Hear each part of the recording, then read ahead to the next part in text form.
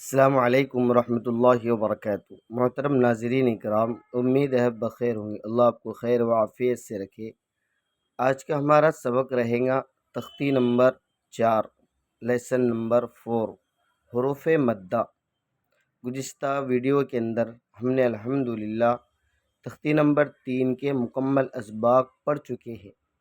جن لوگوں نے اب تک وہ نہیں پڑھا ہے یا چینل پر نہیں ہے تو آپ پچھلے ویڈیو کو دیکھ سکتے ہیں اور اس میں ان اسباق کو ہم سمجھ سکتے ہیں۔ آج کے ہم ویڈیو کے اندر تختی نمبر 4 حروف مدہ ہم اس کو پڑھیں گے اور اس کو سمجھیں گے، اور اس کا اجرے کو بھی ہم کس طرح کریں گے اس کو ہم دیکھیں۔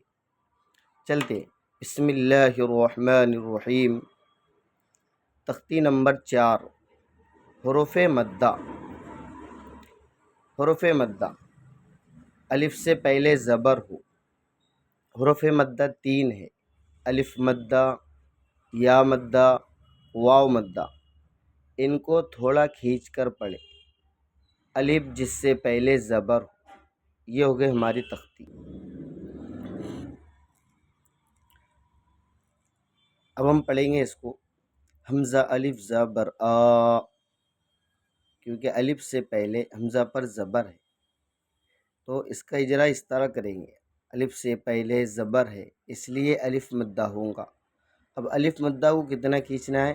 تو الف مدہ کو ایک الف کی مقدار کھینچ کر پڑھیں گے، جیسے حمزہ الف زبر آ، با الف زبر با۔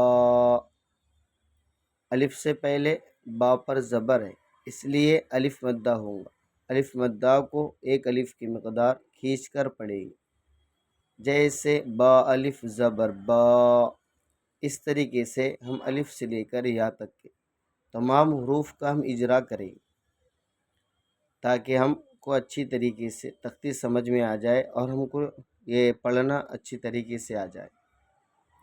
تا الف زبر تا، ثا الف زبر ثا، جیم الف زبر جا، حا الف زبر حا، خا الف زبر خا، دال الف زبر دا، ذال الف زبر ذا، را الف زبر را، زا الف زبر زا، سین الف زبر سا، شین الف زبر شا، صاد الف زبر صا، ضاد الف زبر ضا، طا الف زبر طا، ظا الف زبر ظا، عین الف زبر عا، غین الف زبر غا، فا الف زبر فا، قاف الف زبر قا بڑا قاف، کاف الف زبر کا، لام الف زبر لا، میم الف زبر ما، نون الف زبر نا،